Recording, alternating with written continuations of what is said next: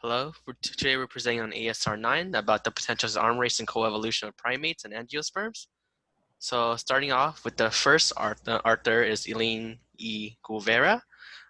She mainly focuses on the epigenetic and genomic and molecular physiological correlations of primates and aging in their life histories. Some research that she's done is on lemur physiology of their aging and a comparative brain epigenetic of aging.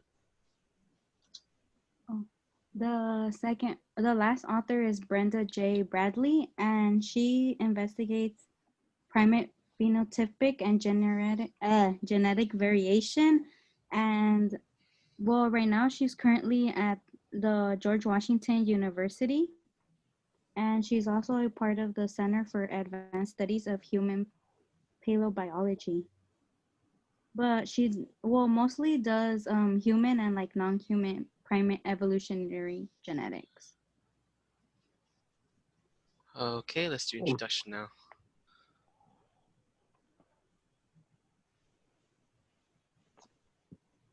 Does anyone want to start off? Well, the introduction just starts off like relatively basic, I would say. It just tries to introduce the whole coevolution thing and how it could potentially relate to way back about like how it originated with other types of apes and stuff. And it was just like a very basic introduction about how the coevolution between specifically, what was the name of? P. brazilea, there you go. The coevolution specifically between that and primates. And then it started to mention the idea of how brazilea can trick or has the potential to like trick primates into spreading their seeds very effectively through the sweet receptors.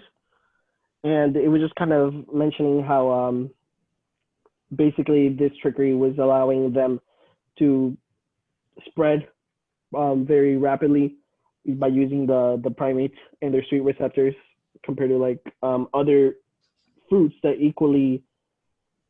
not equally, but more spent more on fruit generation, and how that actually cost a lot more to actually get that sweet taste receptor that actually allowed primates that detected it to properly spread its own seeds, and how it was kind of cheating in a way of just tricking the primates in general. That's what I understood a little bit. I mean, thanks, Pablo. That's a great summary of the introductions. Just to add on that, in this paper, they also introduce us to the relationship between primates and the angiosperms in this paper. How they say, okay, primates gonna eat angiosperms, and then in return, it's gonna spread the seed, while the angiosperms gonna provide primate the food, and then in return, it's gonna receive back the ability to disperse to different area and to reproduce for the next generation. So that's just some of the introductions. And another part, they also introduce us to the specific receptor that basically encounter that account for the taste bud, or basically they tell us the receptor that allow the primates to taste that sweetness in the angiosperm, and that is called their T1R2 and then T1R3 proteins is responsible for that. All right. Anything else to add? Isn't it also Are like? we good on this page? Go ahead, Asma. I'm like, isn't it also like mutualism, because like the apes get food and like the plants get dispersed. Yeah. It is mutualism to a certain extent, but like we were actually talking about just before the discussion, just a little bit briefly, how even though it is mutualism in a sense, how they are still getting some sort of benefit, they're not getting as much of a benefit as it could be from eating other potentially more nutritious plants Mhm. just because of that sweet receptor. Even though they are still getting food out of it, they could be getting even more nutrients out of another type of fruit that wasn't just relying on the sweetness receptor to like propagate its seeds.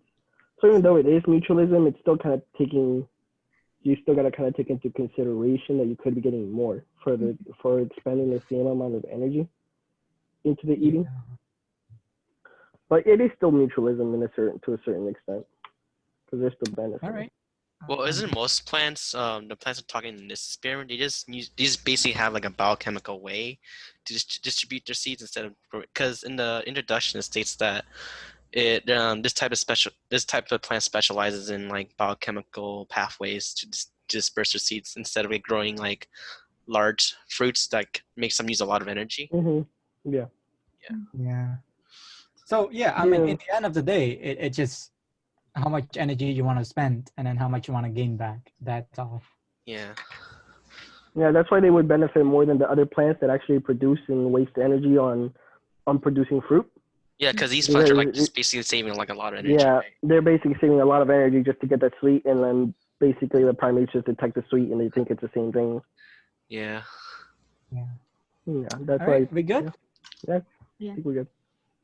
Alrighty. So we can hop on to the first figure. Basically it just they just show us the tetramer. I think it's, is it a tetramer or, oh, it's a heterodimer, not a tetramer. So Hmm. it's a heterodimer of the specific proteins or complex of proteins, the T1R2 and then T1R3 in primate that is responsible for um, binding to the glucose and the sucrose from the um, sweet proteins from the seed, basically. Hmm. It's a pretty simple, just sort of explanation on what's going on. Yeah. Mhm.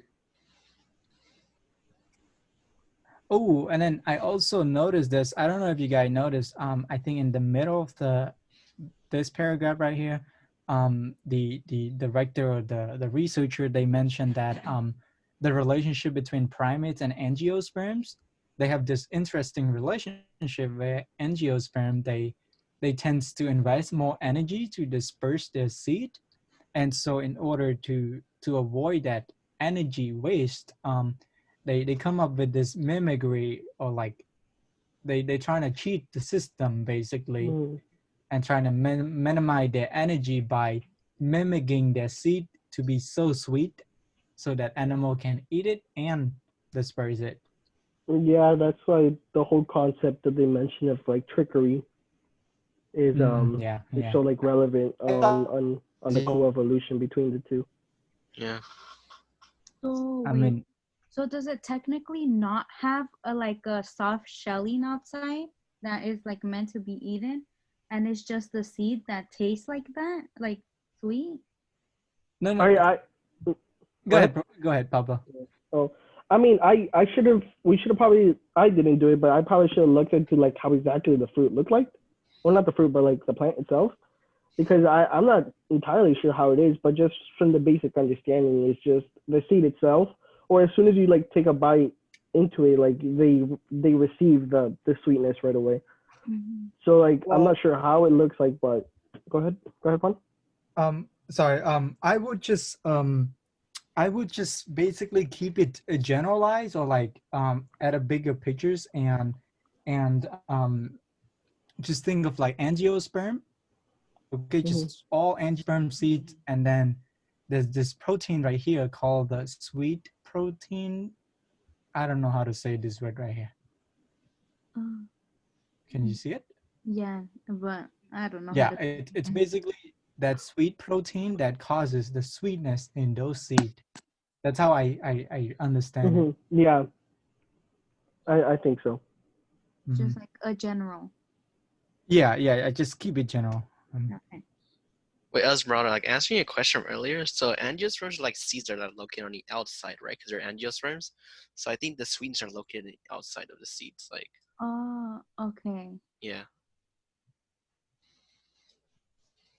I think this is still part Alrighty. of introduction, right?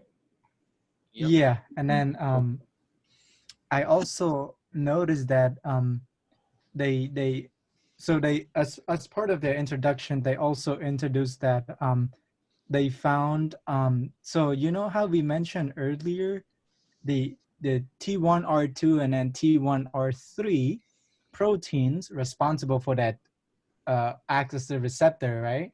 Mhm. And that receptor is encoded by this TASR1 and R2 genes, Gene. okay? Mhm. And so in that TAS1 R2 gene, there is two amino acids residue, 537A and then 540F is the one that basically cause for the sweetness or like that encode for that receptor. And they say if we mutate or not mutate, but like if the amino acids in that sequence 537 and 540 is different than the A and the F, these animals they cannot taste the sweetness of the seed. Um, for example, they have rodents. Rodents have different sequence or amino acids in that position compared to primate, and Mhm. therefore they cannot taste that sweetness. Yeah, they're unable. I mean, it's mentioned later as well how they compare the. Well, I mean that's gonna be discussed later about the two specific Western species, and then the how Oh they're yeah, similar to yeah, the I remember Eastern. that. But that's later. But yeah, I mean the rats are mentioned later as well Hmm. about the about how they are the ones that don't don't have the receptor for the sweetness or the brasine protein. And then I don't know if you noticed that too, but I thought this sentences right here, these two sentences right here, um literally tell us the whole thing about the research paper. Like they say, um, the ability of sweet protein to deceive primates depends on two key amino acid site. Mm. And so um, for those primates that have different amino acids on the two positions, they will not be able to taste the sweetness. Okay, I All think right, that's all good enough for. alrighty. So let's see, we can go over the material and method. What do you guys thought of the material method? I thought they just literally took like a couple, I don't know, 4, 5, 6, 7, 10, 20, 30 primates, and then compare their genes and look at all their DNA sequence and specifically the 537 and 540 sequence. Yeah, those And then yeah. they basically took a representative of like all the clades, Mm-hmm. Yeah. Yeah, and definitely. then they looked at the sequences in order to compare which ones would receive or which Yep. ones had the So receptors and sweet, which ones wouldn't. right? I mean, what I thought about the materials method is that they used the blasting website to compare like all the primates genes, and then they also did PCR reaction to like to produce like a lot of like the Mm-hmm. copies of genes, and then you just tested like the bandwidth, not the bandwidths, the BP of the genes to see if they're all similar or not. Mm-hmm. Yeah. The base pairs, yeah. Yeah, I think it was pretty understandable because it's a lot of the things we kind of worked with already. yeah, So I think for all of us, it was kind of Oh yeah. familiar already what they were talking about. So it wasn't really something that was extremely hard to understand. You just have to like thoroughly read everything just to truly understand it. But I think materials and methods is actually pretty concise, fairly understandable. And then figure two relates to materials and methods, right?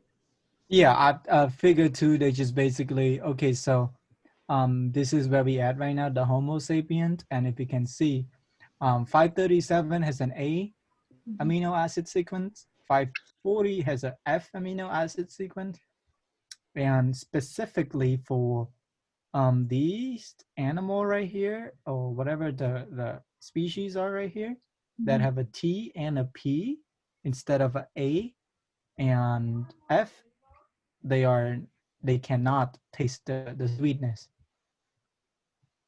Also, all the other ones are able to, but the TMP aren't able to taste the sweet. So I from Or what I From what understand, I I may be wrong. understand, Right. yeah, that's from what I understand. The circle, I think, is the eastern species, and the two western ones that also don't. From what I understand. Yeah. okay. All right. Anything else that you guys want to add? I think it's all Not good. really. Okay. How about the results? Okay. Okay. So I can start on this one. Okay. So I noted down right here. It's a basically I just said they found that species with the A537s and F540 positions can taste the sweet, but for those that have a different amino acids in that position, they cannot taste the sweet. Specifically, the Western gorilla and this one right here, which I have no idea how to pronounce. But the Western gorilla and that species right here cannot taste the sweetness just because they have different amino acids on the 537 and 540 position. Yeah, that's basically much it. So yeah, it's pretty much what you were saying in the beginning, that the ones that you circled on figure 2 and the ones on those two species on top weren't able to taste the sweetness. Well, weren't deceived. Yeah. And then let's see what else.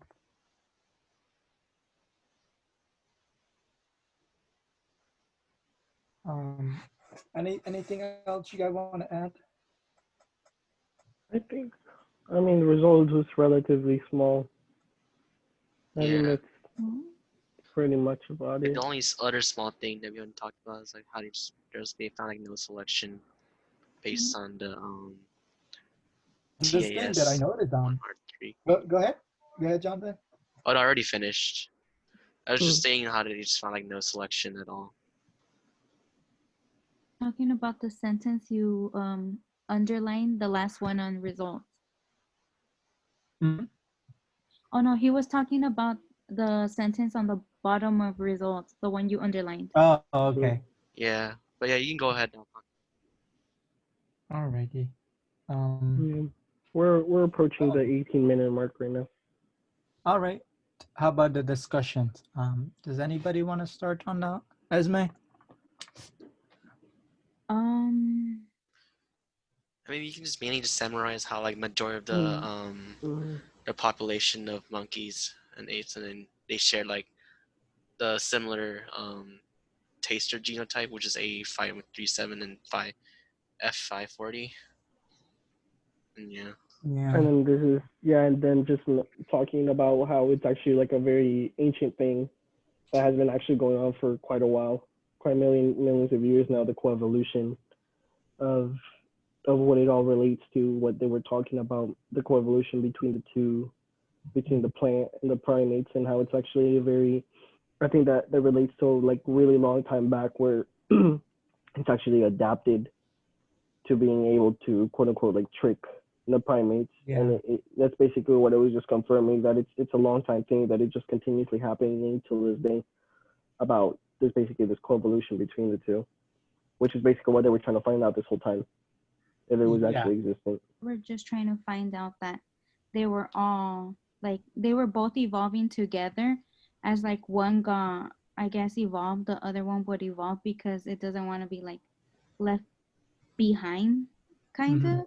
Well, yeah, because if all of them are able to take off the receptor, then the plant I wouldn't be as mean, Always successful as it is. extinct, right? um, think back to the fitness that we were talking about in this class. You know how, Cool. I mean, all species on Earth, they want to maximize their fitness, right? Yeah. Meaning their ability or their reproductive success rate. And so, if this primate are able to avoid eating this basically this The cheating angiosperms, if the primate avoid eating them, therefore nobody's gonna disperse them, and so therefore Yeah. angiosperm might be, I don't know, their fitness might reduce dramatically, and Yeah, I so I can't remember what the paper quite called them, but they called them something of the jungle. I forgot what it quite was. There was a term they used in the paper about describing how the primates were basically, um, they were really what drove the angiosperm's ability to like propagate their seeds, because they really are reliant on the primates to do the thing. There you go, the gardeners. They describe oh them as okay, oh gardeners in yeah, I tropical remember that. forests. Yeah, Yeah. because they're basically the ones that rely on them in order to really help them spread their seeds. So if it wasn't for them, then yeah, angiosperm's success and fitness would definitely reduce dramatically. Yeah, but one thing that kind of questioned me, or like make me question in this paper, is that um if you read the very last, oh, why is my paper glitching up? Okay, the very last sentence that I wrote right here, they said, oh, we likewise found no evidence of selecting selections at a particular amino acids on the gorilla. So does that mean there's no arm race then, or is it just random? Like, you get it? Like I think it was just not, I want to say random, this is but how I see it. Like in like I may be wrong, but like yeah, I understand what you mean. It's yeah. kind of like a little bit contradictory, but it Yeah, kind that's of what I was thinking. Like, I don't know if it's like it's telling you one thing, but then it's telling you a different Yeah, like in answer. order for you to compete and to co-evolve, or to co in order for you to compete and to co-evolve, there must be some sort of selections on both species, right? Yeah, mm, well, And that's what you would think. yeah, and if they're just gonna say, "Oh, we found no evidence of selections on a particular amino acid," like, duh, what do you mean? Yeah. yeah. We should start wrapping it up though. Yeah. All right. I think we. We mentioned already. I think how it relates to class, right? We briefly Yeah. talked Yeah, about fitness. fitness and then mutualism, but like it's kind of cheating the mutualistic relationship Hmm. because the And gorillas don't really get that much benefit out of the eating the angiosperms, but the angiosperms do get a lot more benefits. mhm. So, in conclusion, the angiosperm is the cheater. Yeah. So when we say that, but this is a communalism relationship then, because one just benefiting. Well, it could be, I guess, one, but It could be. It could be a negative relationship too. I don't know what's that called, but like angiosperm is benefiting, but um, it, the gorilla or the primate may be it may be harmful to the primate, just because when they hunt, they gotta risk, compete with other animals, compete with other primates in order to get food. it was parasitism or parasite. Something. Parasitism. Yeah, that. Oh, there we go.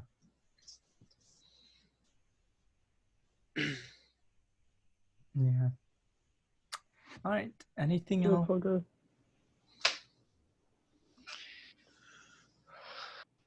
All right. Are we Ready? good? Yeah, I think we're good. All righty. I'll end the recording right now.